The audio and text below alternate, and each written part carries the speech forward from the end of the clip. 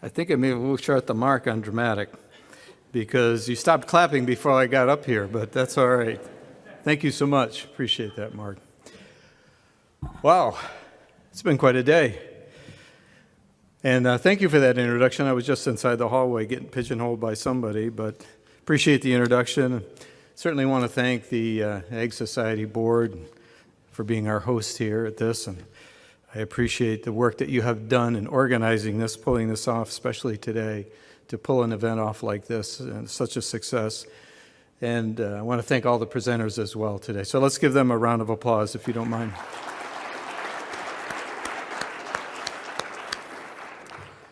And really great for me to be back at New York Agriculture's best family reunion ever. I feel like a family reunion whenever I get with you guys because I think back of all the years that I've come here and all the people I've seen. And I remember being there when Pat was announced as commissioner. And for myself, it was just such a great memory. It's kind of like a family reunion without that uncle that shows up at your family reunions. You know, there's no uncles here. It's just a great group of people here. Really want to take just a minute also and recognize the Century Farms and our bicentennial awardees today. It was wonderful to be with them in person, get a picture taken with them, and celebrate their family's success and dedication to agriculture for over 100 years. And a very special congratulations to our Distinguished Service Citation Award winner, my good friend Pat Hooker. Pat has long been a champion for agriculture in New York State, working in so many capacities over the years, as we heard at lunchtime here. Most recently working as the state's Deputy Sec for Food and Agriculture, where I can tell you he was a tireless advocate for all of you.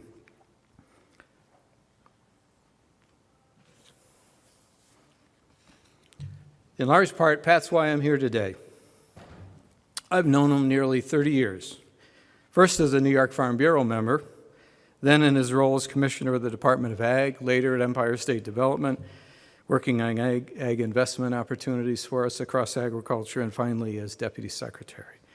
He's always been someone that I have looked up to. He's a correct thinker, a hero, and a mentor. Pat mentioned heroes. And in recent years, I've been blessed to work with and for my hero. Let's give another round of applause to Pat Hooker.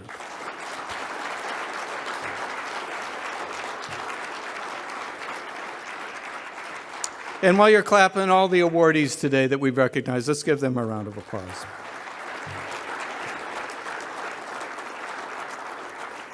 Thank you.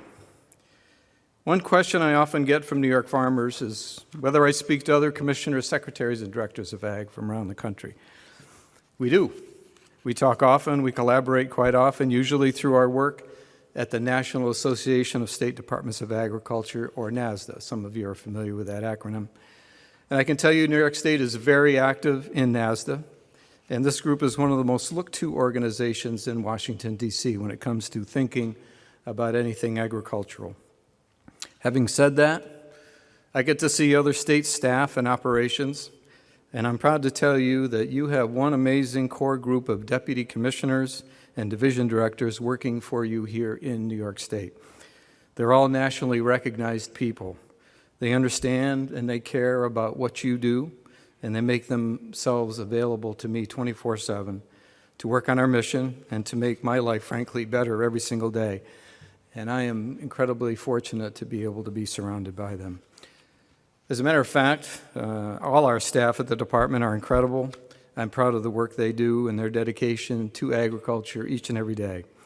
We have some of our staff with us here today, some that are here with us now, others you may have heard from or seen earlier in the day.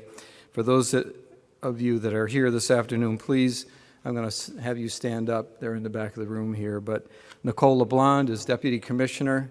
Nicole, thank you. Take a good look at her in case you need bus fare or cab ride or something like that.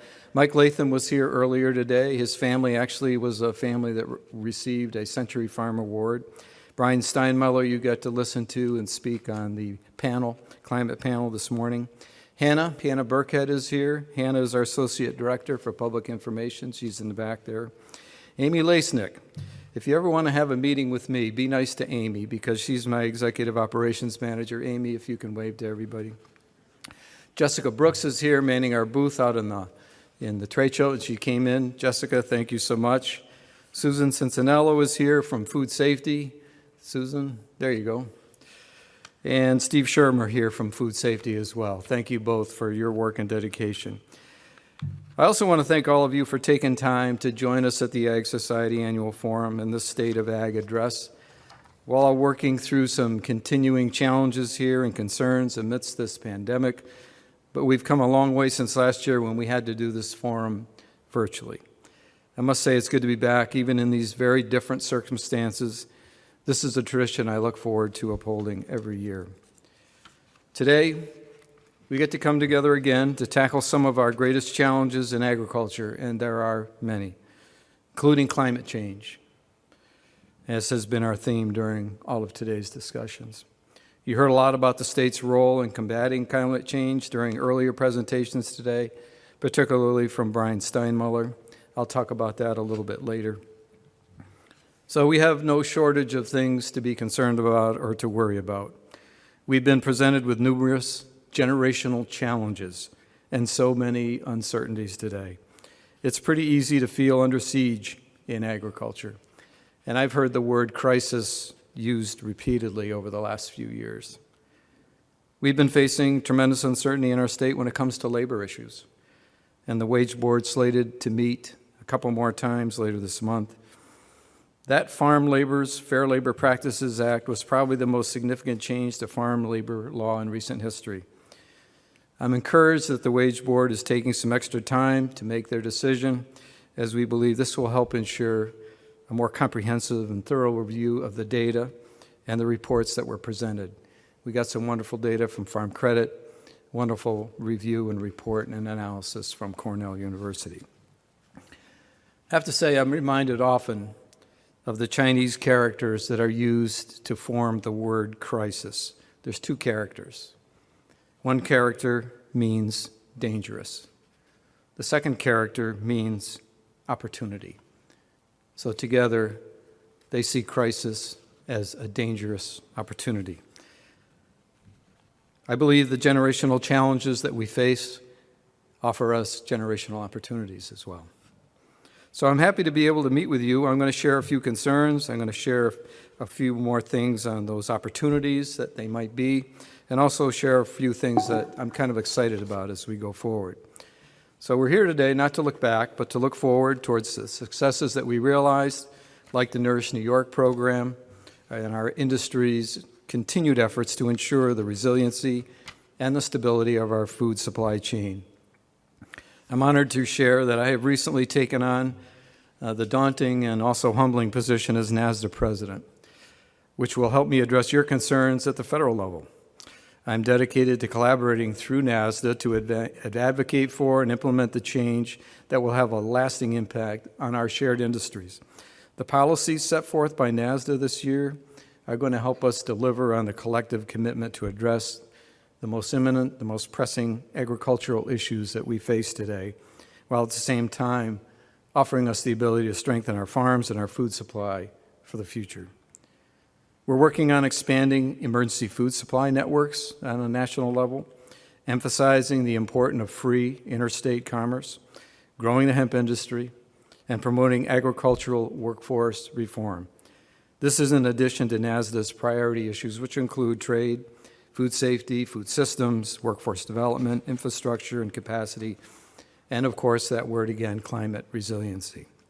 I think it's really important on the climate front that what we look to do here in New York State is in alignment with what is happening at the federal level, so that those funding streams and the technology that we're going to need are in harmony. As part of this, I'm kind of excited to report that New York State, we will host all commissioners, secretaries, and directors of agriculture from around the United States for their 2022 annual meeting, which is going to be in Saratoga Springs this year, September. I'm proud that other states look to New York in terms of ag policy and programs in a pretty big way. I also want to share some of updates on a few things that we're talking about on the international front there. On trade, First of all, a lot of people's eyes glass over when we start talking about trade issues, but did you know that New York State exports 40% of what we produce? 40% of what we produce goes offshore. I was able to be at the Tri-National Accord this past September. The United States hosted that accord. This is a discussion between the ministers of agriculture in Canada, the secretaries of agriculture from the 32 states in Mexico, and all the commissioners, secretaries, and directors from the United States.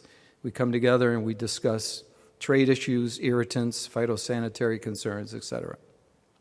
I got to host that meeting in Washington this year. It was our turn. It rotates from country to country every year. Next year we'll be in Mexico.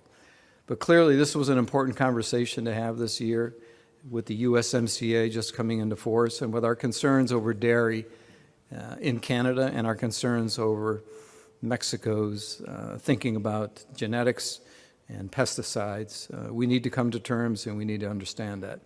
More important, we signed the USMCA, which was an important document, and it improved what we had in NAFTA. The Tri-National Accord was actually set up when NAFTA was formed. But we need to stay on this. We need to make sure we're in harmony. Those two countries are our biggest trading partners. 25% of all our dairy exports go to Mexico, for example. So it's very important that we maintain those relationships, get to know those people, and continue those discussions. Back here at home and on the kind of exciting news front, we had really pretty amazing news yesterday from Albany when Governor Hochul delivered her State of the State address. She's been a very strong friend of agriculture over the years. I got to do an awful lot of things with her when she was lieutenant governor. She has visited dozens of farms across the state. She's been to my farm probably half a dozen times. She cares about agriculture. She understands the importance of the work that you all do and your contributions to our economy and to our community. Yesterday, it was pretty exciting to see her unveil a sweeping plan to support agriculture over the next few years. Programs, initiatives, investments unlike anything we've ever seen. It's truly an historic moment for our industry, and I think it comes at the right time as we continue to work through so many challenges today. Perhaps the biggest announcement made yesterday was the launch of significant new tax credits and the increase of existing ones meant to support food production in New York State. To help farms meet the latest challenges and offset rising costs, Governor Hochul will increase an existing workforce tax credit. She'll create a new one and also expand an investment tax credit. So here they are. Increasing the workforce retention tax credit. The state will double the yearly dollar fixed amount of the non-refundable tax credit per eligible employee and extend the program until 2025. The state will create a permanent refundable tax credit on overtime hours for any size farm in New York State. New York will increase the existing investment tax credit at year end for all farms of any size, allowing farmers to purchase that new equipment to help them further efficiencies and invest on their farms. Together, these efforts will help farms both support their workers and meet the food production goals that we have in New York State. Pretty exciting news. Maybe a round of applause here.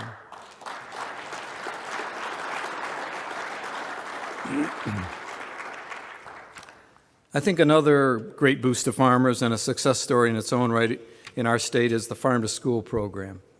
This program has dedicated $6.8 million helping our schools to source local, healthy food from our farmers, which is good news for our farmers, good news for our students.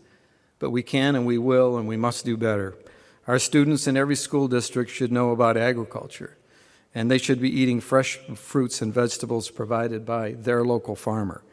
I'm proud that the governor announced a game-changing proposal in this area.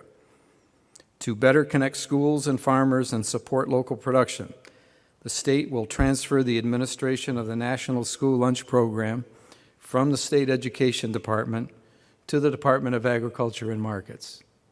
That is pretty cool. Think about that.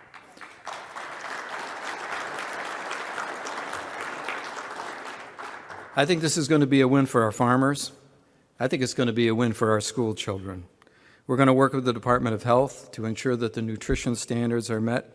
We're going to work with the Office of General Services to develop guidelines specific to school food procurement. I'm excited about the future of this program, what it's going to mean to agriculture, and I should add we're going to work very closely with the Department of Education and the commissioner there who supports this idea. I think this can be a game changer for us in the farm-to-school arena, so thank you.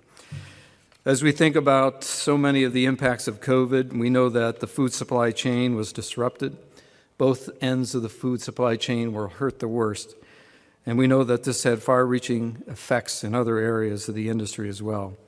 For example, COVID-19 pandemic caused daycares, including agribusiness child care development, the ABCD centers that many of you are familiar with. They had to temporarily close their doors, leaving our essential farm workers facing the same difficult choices that New Yorkers had when it came to balancing work and their children. Disproportionately, women had to step out of the ag workforce to care for those children. To support farm workers with child care needs, New York will increase support for ABCD centers statewide to continue to provide the highest quality early childhood education and social services to farm workers and other eligible families with infants, toddlers, and school. Additionally, capital investments at ABCD will create a safer environment, give the centers more capacity to serve more kids of essential workers. New York will also invest in increasing family programming at these centers. And I don't know if any of you have been to an ABCD. I was had trouble with that in school. But I think they're the most amazing places. The young people that get an opportunity to work at school and learning and then become productive members of society is amazing. I got to witness a graduation at an ABCD daycare center in Batavia. It was children who had gone to the Head Start program there and now were graduating college and continuing careers. And it was so emotional and so moving and so correct that this is a great effort that New York State takes on. As we examine the other impacts of COVID on the food supply chain, we've identified some areas that needed improvement. COVID shone a very bright light on the food supply chain, as you all know. In many cases, New Yorkers face difficulties in trying to access food in food deserts and traditionally underserved communities. To combat this, the governor will fund the Urban Farms and Community Grants program to help make local food accessible to more residents of New York, including those in food deserts, underserved communities, and at the same time encourage more urban farming. The state's also going to refund the Farmers Market Resiliency Grant program, establish a working group to connect upstate and downstate New York on food procurement and distribution. This has been talked about and worked on for years. Grant funding will give farmers and small businesses an opportunity to build resiliency into their markets, including maybe moving to online sales and delivery and investing in infrastructure to make local food accessible to more consumers. Of course, one of our greatest accomplishments during the pandemic has been creating several new programs that connect New York farmers directly with people and businesses who are struggling to find access to food. Our Nourish New York program has helped New York's food banks and emergency food providers purchase New York agricultural products and give them to New Yorkers in need. So far, over 48.4 million pounds of New York food products, roughly 40 million meals, have been purchased and distributed. That is an incredible success because it benefited both ends of the food chain, our farmers and those who are facing food insecurity. I'm excited that the governor recently signed the Nourish New York law permanently in the state, and I couldn't be prouder to see that program continue in 2022. This is connecting the dots at its best. To continue supporting farmers and feeding residents, the governor will fund the Nourish New York program annually. Through the collaboration of the Department of Ag and Markets and our Department of Health, the emergency food system will be providing additional funding to continue to purchase food from New York farmers and get it to people who need food. And building on that Nourish success, our Restaurant Resiliency program is another win-win-win for our agricultural community, for our restaurants, and for our families who need to put food on the table. Through this program, our food banks are working with hundreds of restaurants across the state to bring healthy meals to New Yorkers in need. Restaurants in the program are encouraged to use New York agricultural products, of course, providing a boost to our farmers. And we've seen some very delicious New York-grown meals distributed in the program so far.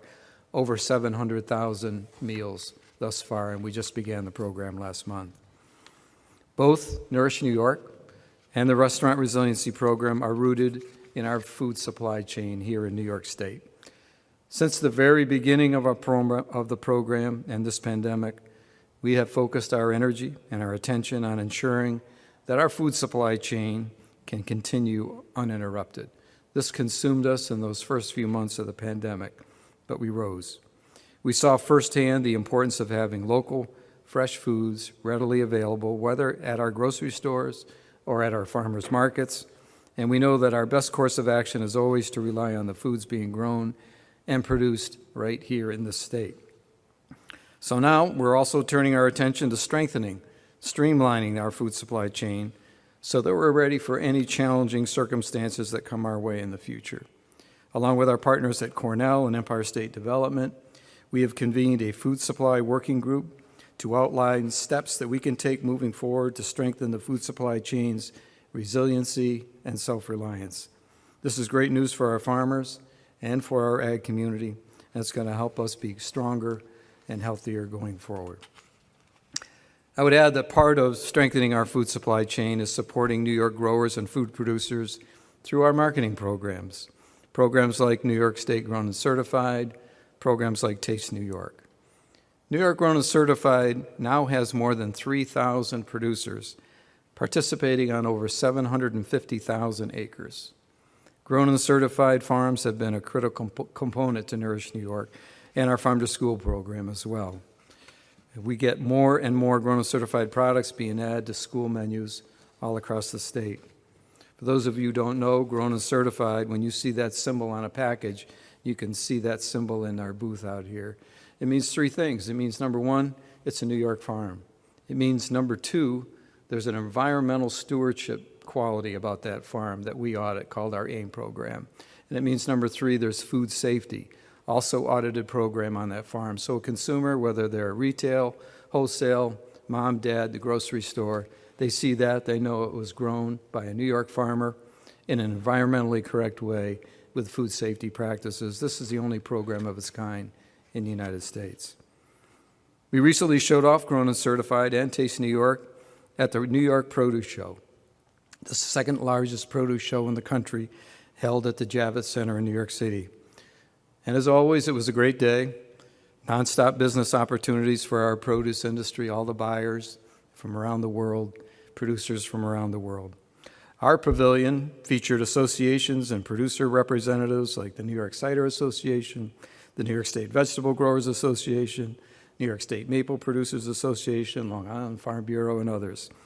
And our staff were on hand to answer questions and promote Grown and Certified and Nourish New York and our Farm to School 30% reimbursement program. But the funnest part of the day for me was cutting the ribbon, and I had the honor to cut the ribbon on that show along with the New York State Teacher of the Year. Guess what? The New York State Teacher of the Year is an ag teacher from Cuba, Rushford, Carly Santangelo.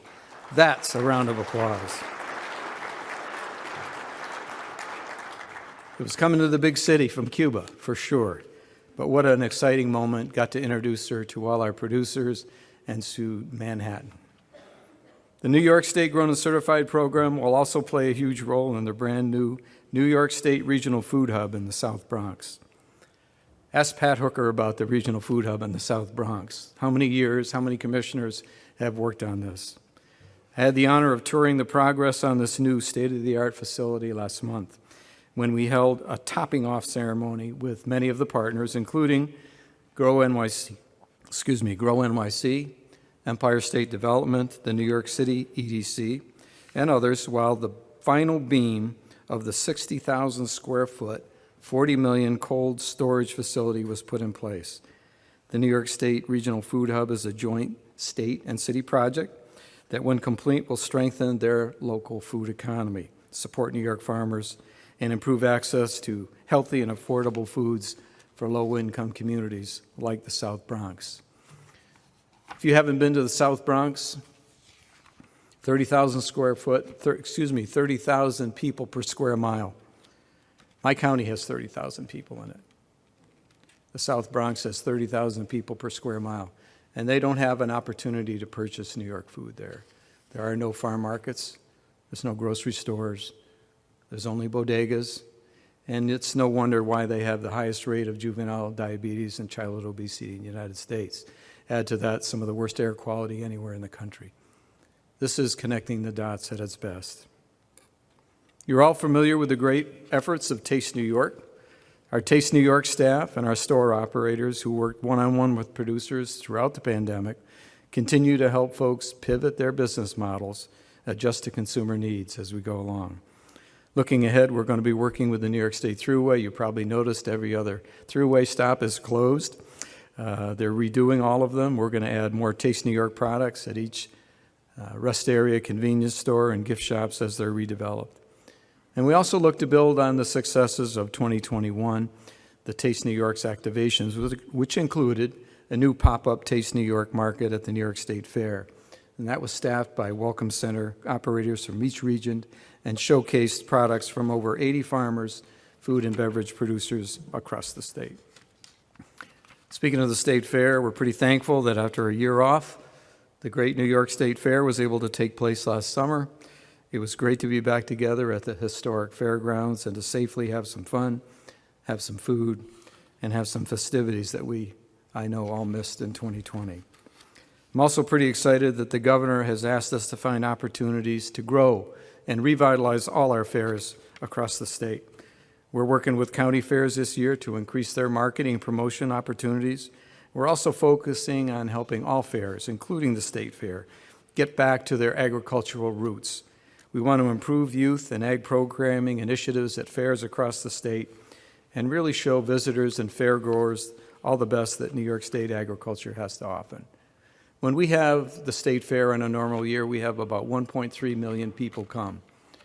You have 1.3 million people in one place. We have an opportunity to talk to them, to give them a message about agriculture. We got to take advantage of that. Another great means of support for producers is our Dairy Promotion Order Advisory Board and our Milk Marketing Advisory Council. Tireless people, and that helps us continue to facilitate growth of the dairy industry in our state. Through the Milk Marketing Advisory Council, we continue to collaborate on the Dairy Think Tank. There's people in this room that are part of that think tank, which was formed to help us understand what we want the dairy industry to look like in 10 years, 15 years, and 20 years. This includes ways to expand consumer connections and also new business opportunities. The DPO, likewise, has also identified some great goals for 2022. These are great farmers, great minds, including the increased consumption of New York dairy by our young people and creating some marketing strategies that are socially diverse and inclusive. These are going to be key to moving our industry forward, and I look forward to seeing what they suggest next. Another program taking a step forward this year is our Hemp program. We had some pretty exciting news just at the end of December. The department's Hemp program plan was approved by USDA at the very end of 2021. And that allows us to continue in New York to administer a hemp grower licensing program. So starting right off January 1st in 2022, we are now accepting applications for the program, and we certainly look forward to our growers having the stability and consistency and regulations moving forward, and we'll continue to offer guidance and support there as well. At the end of last year, the former New York State Industrial Hemp Agricultural Research Pilot Program had nearly 800 registered growers and approximately 30,000 acres registered for growing industrial hemp. We're already seeing a very strong response in applicants for the new program, and we can see a pretty bright future ahead for the industry. I think there's a lot of potential here. The governor recognized that yesterday by announcing in her State of the State address a plan to bolster increased interest in the use of hemp for grain and for fiber by establishing a working group at the department that will coordinate activities of the state, the federal, and industry partners on workforce development, training needs, sampling, testing, research, and market opportunities. Additionally, New York State is going to continue supporting the work of Cornell in developing new commercial cultivars in grain, fiber, and CBD, as well as developing new processing technologies for industrial hemp. This is a commitment, and it's a multi-year commitment, and we have to stay strong. I'm also pretty optimistic about our efforts to effect positive change in our industry and about our goal to combat racial inequality. Since the publication of our Diversity and Racial Equity Workgroup report this summer, and for those of you who can think back, we put together this work group after we saw the NASS data come out in the last statistics at USDA. And it showed that the number of farmers in the state was shifting, small farms, largely predictable things that you could have seen coming. A couple things we didn't see coming. One good thing was more women on farms. That was largely because they began counting women on farms. They only were able to count one operator on a farm. We all know that that's not the way farms work. So they began to more accurately count women, and we found that number was great. But disturbing was to see that black, minority, people of color farmers was going down. Why is that? We pulled together a work group to dive into that. We listened for 2 years. I want to emphasize that we listened for 2 years. And we issued a report this past summer. I've heard from other states who have looked at our report. I've been inspired by the conversations that we've had in the work group and by conversations, frankly, that we've had with Washington on the same subject. I spent some time this summer. I visited Buffalo Go Green Incorporated, Urban Fruits and Veggies, Big Dream Farm, and the Vineyard Farms to see firsthand what they were facing. Their contributions to the community is amazing. This is a great opportunity for continued learning, continued sharing, and we hope that the perspective we gain from these visits is going to help us continue to move this forward. Pretty proud of the work we accomplished together with our work group members. I know there's still an awful lot to do, and it's an urgent challenge. We've identified some of those that need to be identified. As we look ahead to the new year and to new policy opportunities, we are going to be establishing the BIPOC Farmer Engagement and Outreach Program to support unique needs of BIPOC farmers and producers from across the state. The governor announced this plan yesterday. It made it to her State of the State address as part of her commitment to diversity and equity in New York agriculture. This is vital. That's going to include taking input and feedback from the Diversity and Racial Equity Work Group that we established back in 2019 at the Department of Ag and Markets, listening to external stakeholders, helping to build an ongoing and sustainable relationship between farmers of color and the department, providing a direct phone number, email address to connect our staff here at the department and help navigate the various services, providers, resources that are available to underrepresented groups in agriculture. I think this is the first step to help expand farming opportunities to more New Yorkers, especially those who are in historically marginalized groups. But once again, I urge everyone today to have those conversations in your own community. I encourage you to commit to recognize the struggle of BIPOC farmers and to take actions towards inclusivity and equity in your own community. A more diverse industry will make us better and stronger, especially as we continue to build back from the continued challenges of COVID. USDA has a bad record here. The Farm Service Agency has a bad record here. But I think together with this report and with this initiative and with this dedication first to listening, we can make good progress. But I encourage you, have those conversations in your community. Along with issues of diversity and racial equity, one of the biggest challenges that we must tackle as an industry, as a nation, as a globe, is climate change. You saw that today. You dedicated this meeting to that today. This has been a very big year for climate discussions. It is the theme here, rightfully so. There is perhaps no greater issue facing us all collectively that we will have a more sweeping impact on our future.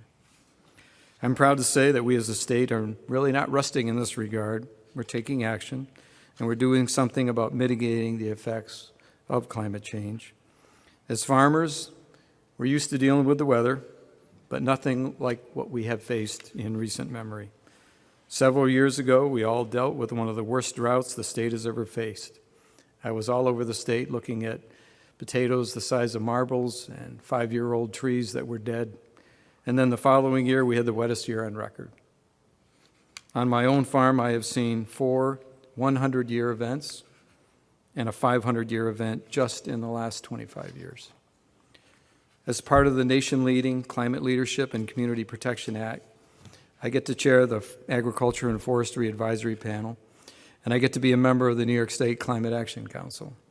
I'm proud to be at that table in these discussions because agriculture has an important role in achieving climate goals in New York State.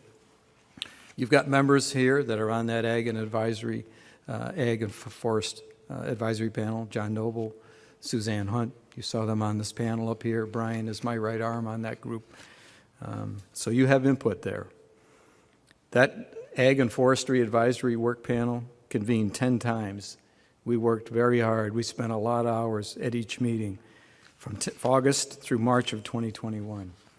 The charge to the panel was to develop a comprehensive set of recommendations for how the agriculture and forestry communities can not only reduce emissions, but also play a key role in the state's net zero goal by 2050. Enhancing land-based carbon sequestration through forest management, reforestation, agroforestry, and soil health is central to the emission target set by the CLCPA. The panel was diverse, but we reached consensus on the recommendations, and they're contained in the draft scoping plan. At the December 20 meeting, the Climate Action Council, that is, the council voted to release the draft scoping plan for public comment. You heard that talked about in the panel today. I encourage all of you to go to the website, climate.ny.gov, view the scoping plan, and provide your input. This is your opportunity to provide the input. So pay attention, sit up straight, scope it, and help us with that. In addition, through our partnerships with the New York State Soil and Water Conservation Committee, our county soil and water conservation districts, along with our programs at the department like Climate Resilient Farming Grant Program, we're working to help our farmers better handle the effects of these severe weather events. At the same time, we're able to incorporate best practices to mitigate the impact of agriculture on climate change. The good news is in agriculture, we have a head start on all this because over the last few decades, we've been working on implementing good management practices for the purpose of environmental quality, for water and air quality. These same practices that we had in place can help us with carbon sequestration and helping improve emissions of climate gases. There's an increasing demand for climate mitigation, obviously. The need for resilience, the need for adaptation options from New York's 34,000 farms. New York State has provided funding through the Climate Resilient Farming Program for several years to help assist more than 200 New York farms reduce their operational impact on the environment and to address issues around extreme weather events that result from climate change. But the CRF grant program has been oversubscribed every year since it started by over 50%. So to meet the growing need for funding in this area and to help keep farms adapting to climate change, the governor announced an incredible investment to increase money for the CRF program and its associated supportive initiatives. This action is going to help us advance New York efforts to reduce agricultural greenhouse gases and to advance on-farm community-wide resiliency methods. Additionally, expanded CRF funding can help access key opportunities for mitigation, resilience, and adaptation beyond the current program offerings that we have. These opportunities have emerged through evolving applied research, which was funded through the program's budget and conducted by Cornell University. I think you heard today in the panel and question and answer period that there's going to be technologies and methods that haven't even been invented yet, so we got to keep the foot down on the research. So New York State is without a doubt a leader in fighting climate change, and agriculture is committed and also able to be a part of the solution. With this funding commitment, we can reach more farms and make an even greater impact as environmental stewards. When I think about the work that the Transportation Work Group panel has to do, when I think about the work that the energy production panel has to achieve. When I think about the work that the waste panel, the housing panel has to achieve, I look at our opportunities in agriculture. We're a part of the answer. We're not just a part of being less of a problem. We can be a part of the answer, and we need to pay attention. When I wrapped up the virtual State of the Agriculture address last year in 2021, I reflected on some of the unexpected silver linings that I saw that the pandemic brought to the industry. That year, our state came together, and I saw a renewed emphasis on buying local foods and supporting local businesses and on appreciating our food systems and the essential workers that help to put food on our tables in all corners of the state. Now, as we begin 2022, I'm glad that those lessons didn't fade, and instead I think we have an opportunity to have them take hold in our culture, especially recently with so much talk about the supply chain, delays and shipping of all kinds of products, and I've continued to hear an emphasis on looking inward, looking at home. People are buying from their local farmers, they're shopping at their local farm stands and grocery stores. People are still supporting their neighbors, they're still working together. I'm heartened to see that this didn't end as we endured a second year of COVID, and now perhaps the third. Even as we continue to face these challenges, this is a positive outcome that we can all focus on. We learned from COVID that the need here in New York for a resilient and a responsive food supply chain right here in New York is so critical. New York does not want to find itself looking outside our borders to other regions, to other countries for our food supply chain needs in the event of another pandemic. As Norman Borlaug, another one of my heroes, winner of the Nobel Prize, observed, the first essential component of social justice is adequate food for mankind. For those of you who don't know Norman, he was a Nobel Peace Prize laureate. He's since established the World Food Prize laureate program. Even though only 1% of us are involved in production agriculture, we still need to continue to feed the other 99%. There's tremendous power in doing the right thing, and that is the right thing. We in New York have great resources, good land, access to water, great farmers, some of the best in the country, the best land grant system for ag education. We have the ability to grow and rank in the top 10 of over 30 commodities nationally, and we have the opportunity to participate in the world's 13th largest economy right here in New York State. It's incumbent upon us to continue to do that and to feed our world. Our agricultural community faces challenges every day, from weather to markets and more. You heard Pat Hooker mention heroes today. You've proven yourselves to be essential in the face of great challenge. And essential means that you're heroes. Heroes look like ordinary people, but they do extraordinary things. They help people without strings attached. They take responsibility for their own lives and others.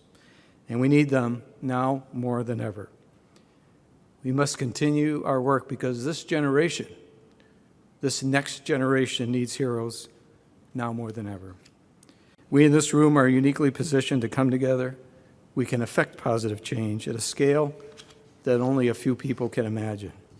We have in this room, I think, the mindset, I think the sense of purpose, I think the sense of urgency, and I think the will to ensure that agriculture remains viable in New York State for this generation and for those to come. Ours is a noble profession, and our cause is still correct. I like our chances, and I certainly look forward to working with you to build on our hard-won successes and continuing the work. Thank you so much. Appreciate the opportunity to be at this family reunion once again. Thanks for being a good group.